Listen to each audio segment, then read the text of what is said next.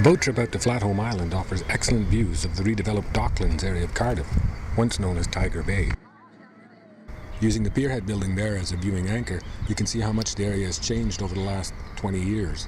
It's quite the difference.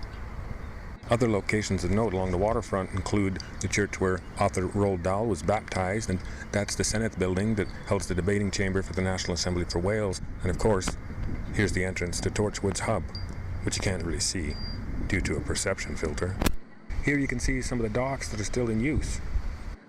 This old photo shows what the area looked like back when coal was king. Created when a barrage was constructed across the mouth of the bay in 1999, Cardiff Bay is no longer tidal, but a large lake that allows access to the Severn estuary through a lock system.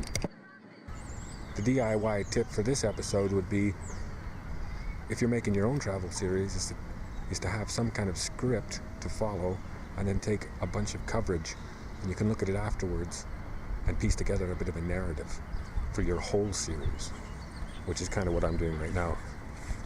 That's why you can hear birds. They're not flying above the boat. I'm doing voiceovers in post-production, as I explained at the end of episode 7. For now, the side trip for this episode is Penarth Pier, a Victorian-era boardwalk pier, and the first you'll see if you're traveling from the direction of Chepstow. With advanced planning, you could take a trip on the PS Waverley. PS stands for paddle steamer, and it's the last passenger-carrying seagoing ferry of its kind. Of course, I can't show you footage of it, because I didn't plan that part in advance. Penarth is great for an afternoon out walking the Wales Coast Path. The hill over Penarth Head, just past the barrage, is steep walking, but not for long. After that, you can stroll along the promenade and pier, enjoying the sea air, or sea angling, if you like that sort of stuff. Keep rolling. I would rate this walk a small portion of the chase. We can look at Cardiff through the fog of the day on Penarth Pier. Flatholm Island, the most southerly point in Wales, lies just west of where the Severn estuary becomes the Bristol Channel. The nearby island is Steepholm, over in England. Both were fortified against invasion in the 1800s, and anti-aircraft guns were placed here during World War II to protect the docks of Cardiff from air raids. Very peaceful today, though. Very windy as well.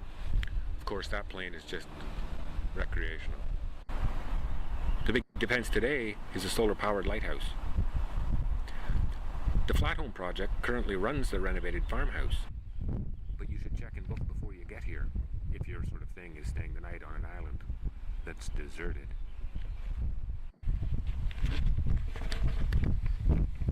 It's from here that you can get a chance to see the breadth of this body of water that has a massive tidal range of more than 40 feet, second only to the Bay of Fundy in the Canadian Maritimes. If you continue walking from Penarth, your next stop would be Barry, which is the next episode,